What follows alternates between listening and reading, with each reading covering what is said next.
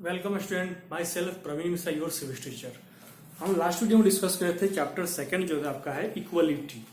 तो टुडे का जो टॉपिक है आज का इक्वलिटी इन अदर डेमोक्रेसीज।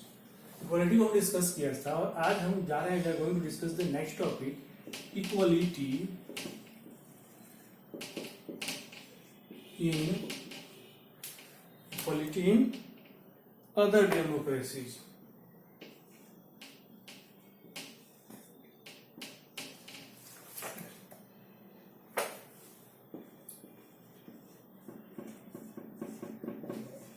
अभी तक हमने डिस्कस किया था इक्वालिटी इन आवर कंट्री में था, उसके बारे में। अब हम डिस्कस करेंगे इक्वालिटी इन अदर कंट्री।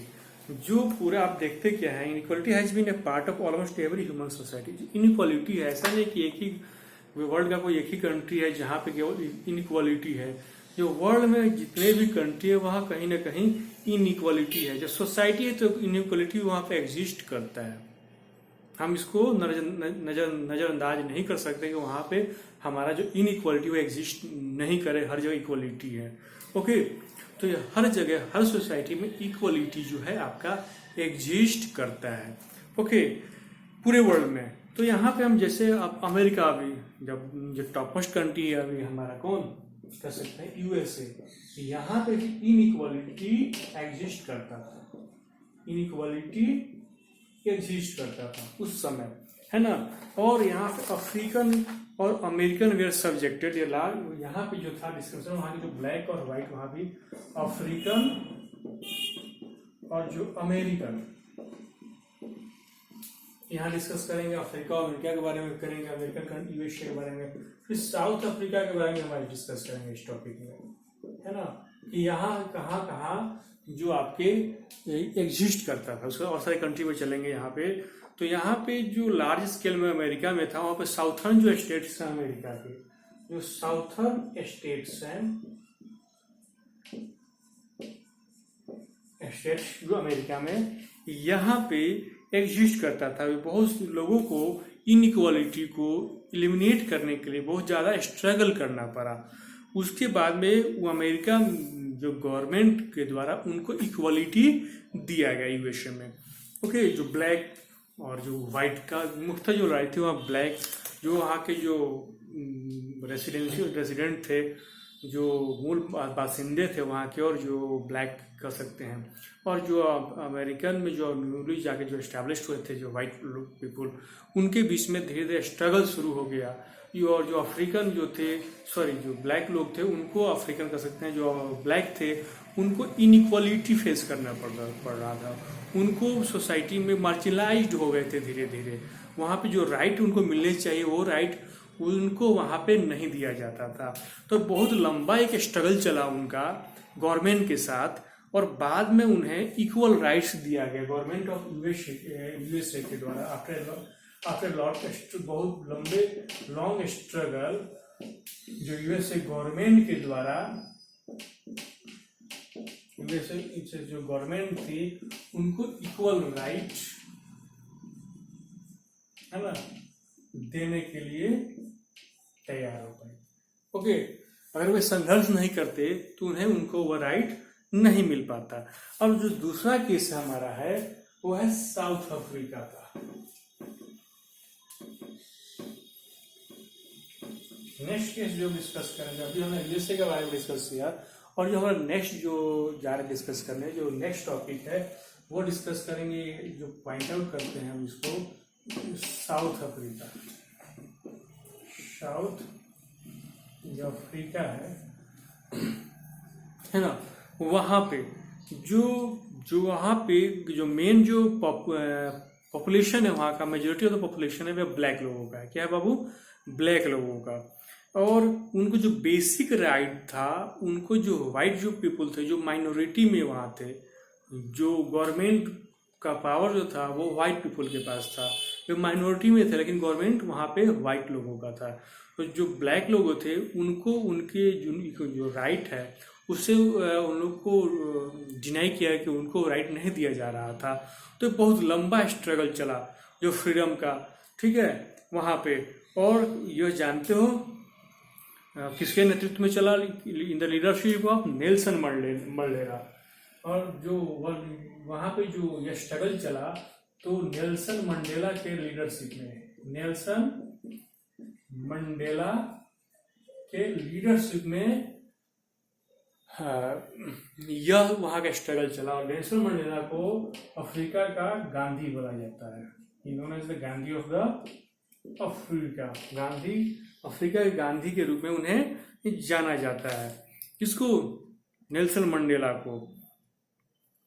जैसे डिस्कस किया, हिस्ट्री में डिस्कस किए होंगे कि गांधी जब साउथ अफ्रीका गए तो उनके साथ कैसा बिहेव होता था, क्योंकि ब्लैक, हम लोग का जो रेस क्या है ब्लैक, हम लोग को ब्लैक माना जाता है यूरोपियन कंट्री में। तो गांधी जी के साथ बहुत बुरा व्यवहार किया जाता था। उनको होटल में रहने के लिए जगह नहीं मिलता था, ओके, ट्रेनों से धक्के मार के बाहर कर दिया जाता था। वो सारी जो चीज़ें जो अफ्रीका में अभी तक विद्यमान था, जो नेल्सन मंडेला के नेतृत्व में जो शुरू हुआ, उन्होंने कहा था नेल्सन मंडेला ने, I have fought against white domination, I have cherished the ideal of Democrats and free society in which all person live together in harmony and with equal opportunity.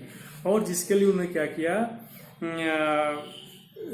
कहा नेल्सन मंडेला कि मुझे उन चीज़ों में लड़ा कि जो आइडियल डेमोक्रेटी के लिए, प्रजातंत्र में जो सही आइडियल जो डेमोक्रेसी होनी चाहिए कि इक्वल राइट, जितने भी लोग हैं उनको इक्वल राइट मिले, इक्वल अपॉर्चुनिटी मिले, कोई अपने को इन्फेरियर महसूस नहीं करे, और ये लोग वहाँ के इक्वल अपॉर्चुनिटी मिले और साथ में हार्मोनी के साथ एक दूसरे के साथ रह सके। इन सब का बहुत लंबा प्रयास रहा आपका, किसका?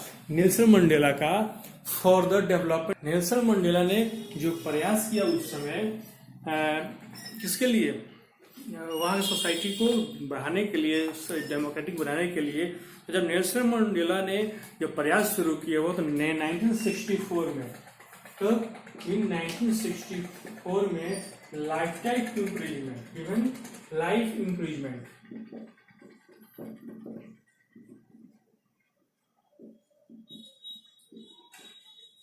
मैंने आजीवन कारावास में उनको डाल दिया गया। इतनी कीमत उनको चुकानी पड़ी। और जिसको उन्होंने विरोध किया, जो एपेटाइट वाच जो सिस्टम था, एपेटाइट, जिसमें जो सारा जो राइट था वो वाइट माइनॉरिटी ग्रुप के पास था, रेसिज्म को फॉलो करता था। साउथ अफ्रीका में जो ब्लैक मेजोरिटी पॉपुलेशन थे उसके खिलाफ में वो जो एपेटाइट जो सिस्टम था इसका विरोध किया नेल्सन मंडेला ने। एपेटाइट जो सिस्टम था वहाँ डिस्क्रिमिनेशन का जो यूनिक सिस्टम था उसको नेल्सन मंडेला ने उसका पूरी तरह से विरोध किया। और यह जो सिस्टम था जो ब्लैक को ऑपरेस करने के लिए अपनाया गया था, किसको? जो ब्लैक है ना उसको ऑपरेस करने के लिए अपनाया गया था वहाँ पे। They we are forbidden from living in those areas where the white people live. वे उन इलाकों में नहीं रह सकते थे जहाँ वाइट लोग रहते थे। कह सकते हैं कि एक तरह से वे वाइट लोग के लिए ब्लैक जो थे अनटचेबल थे। ट्रेन थी, जो बसेस थे, होटल थे, हॉस्पिटल थे, स्कूल थे, कॉलेज में लाइब्रेरी थे, बीचेज, पूल्स, थिएटर्स एक्सेट्रा। वहाँ पे जो ब्लैक और वाइट के लिए सेपरेट सिस्टम था। क्या था बाबू? सेपरेट सिस्टम था।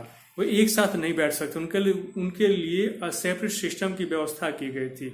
और इसके बाद जो एपेटाइट सिस्टम थे इंक्रीज कर रहा था तो पूरी तरह इसका विरोध हुआ। ऑपरेशन सिस्टम जो था पूरी तरह से नेल्सन मंडेला और उनके साथियों ने जैसे विरोध शुरू किया तो लास्टली यह 26 अप्रैल 1994 को यह खत्म हो गया मिडनाइट में। और national flag of the republic of South Africa जो को अनफ्लर्ड किया गया। उसके बाद white minority government came to any, जो व्हाइट गोरों का जो शासन था, व्हाइट पीपल का जो शासन था वो इंड कर गया। क्या हो गया बाबू? वो खत्म हो गया। और जो formation of multi national racial government in which there was no space for racial discrimination call apartheid. जो रेशियल डिस्क्रिमिनेशन का जो नया गवर्नमेंट का जो फॉर्मेशन हुआ वो मल्टी नेशनल रेशियल ग्रुप, सभी धर्म, जातियों और जो रेस के लोग थे उनके साथ मिलकर वहाँ पे गवर्नमेंट का फॉर्मेशन हुआ। और वहाँ पे रेशियल डिस्क्रिमिनेशन का उनके कॉन्स्टिट्यूशन में जो कह सकते हैं कोई स्थान नहीं दिया, जिसे एपेटाइट कहा जाता था, उसको वहाँ से पूरी तरह से हटा दिया गया। अब है चैलेंजेज ऑफ, नेक्स्ट टॉपिक जो हमारा है challenges of democracy.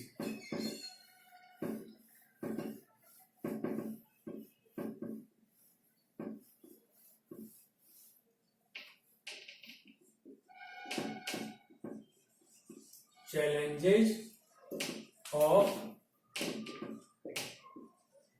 Democracy, democracy के क्या क्या चैलेंज हैं उसको हम डिस्कस करेंगे।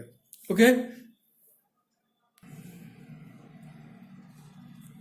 अब चलते हैं जो हमारा टॉपिक है चैलेंजेज ऑफ डेमोक्रेसी। जो डेमोक्रेसी जो चैलेंज डेमोक्रेसी के जो चैलेंजेज हैं वो क्या क्या हैं उसके बारे में सोचते हैं। तो की फीचर है डेमोक्रेसी का वो क्या है बाबू आपको? इक्वलिटी।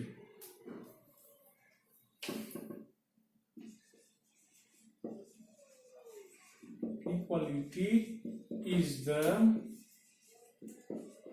key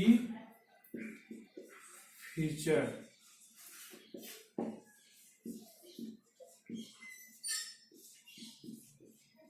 किसी भी कंट्री के, डेमोक्रेटिक कंट्री का जो की फीचर क्या है हमारा, वह इक्वलिटी है।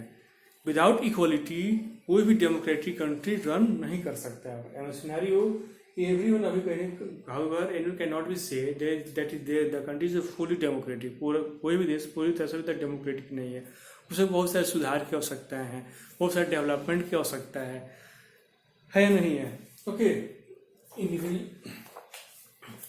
Individuals of any nation always try to explain the ideas of democracy. जो नेशन के जो लोग हैं उनका प्रयास, जो इंडिविजुअल है उनका प्रयास करना कैसे कैसे जो आइडियाज है डेमोक्रेसी को उसको हम एक्सप्लेन करें, आगे बढ़ाते चलें। जो इसमें है स्ट्रगल फॉर द रिकॉग्निशन और पर्सनल इक्वल, और रिकॉग्नाइज करना है कि जो प्रत्येक जो व्यक्ति है सोसाइटी में वे सब क्या है? इक्वल है। क्या बाबू? दे ऑल आर इक्वल, सारे को इक्वल अपॉर्चुनिटी मिले, सारे को इक्वल अपॉर्चुनिटी मिले, इक्वल एम्प्लॉयमेंट मिले, इक्वल जो वर्क मिले, इक्वल स्टेटस मिले, डिग्निटी मिले। इन सारी चीजों को हमें डिस्कस करना है और ये सोचना भी है, एनालाइज भी करना है कि इशू ऑफ जो आपका है इक्वलिटी, कैसे जो यह इशू ऑफ इक्वलिटी है वो कैसे हमारे डे टू डे लाइफ को अफेक्ट करता है ना? How can we help to establish equality in all aspects of life and maintain the dignity of all individual. और उसको हम कैसे मेंटेन करें डिग्निटी को, पर्सनल टू पर्सन उसको मेंटेन करें पर इंडिविजुअल को, यह इसमें हमको बाबू क्या करना है बाबू? वर्क करना है। ओके, अब यहाँ तक हम डिस्कस किया। जो आप इसमें जो इम्पोर्टेंट टर्म दिया है उसको आप रिमेम्बर करेंगे। जो बुक में आपके जो इम्पोर्टेंट टर्म्स है लास्ट वीडियो में डिस्कस भी किया था उसको आप यू हैव टू रिमेम्बर, इसको आपको रिमेम्बर करना है। और आगे तब तक थैंक यू। फिर अगले क्लास में डिस्कस करेंगे people who made the differences और इसको रिवाइज करेंगे। Okay, thank you.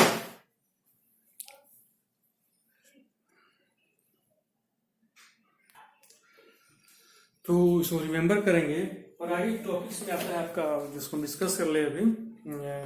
Next topic है people who made the differences. तो इसमें जो थॉमस डी एक्रे जो मैगजीव थे 13 Thomas D एक्रे agent Joe Hughes Joe Hughes Magee was an Irish nationalist थे, जर्नलिस्ट थे, जो Catholic source person, most importantly the father of Joe किसके फादर थे?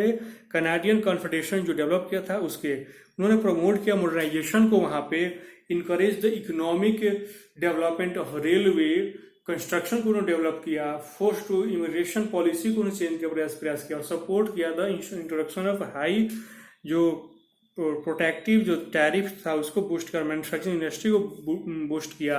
वे उन्होंने उनका जो मेन जो उनका जो स्ट्रगल था वो था डेवलपमेंट ऑफ आयरिश और कनाडियन इंडस्ट्री के लिए और उनके नेशनल आइडेंटिटीज के लिए उन्होंने संघर्ष किया। ओके, तो इसको उन्होंने जो आयरलैंड को बचाने का प्रयास किया, किससे? टू एस्केप फ्रॉम द सेक्टरनिज्म जो था वहाँ का संप्रदायवाद था, उसको पूरी तरह से उससे बचने के लिए उन्होंने न्यू नेशनलिटी और कनाडा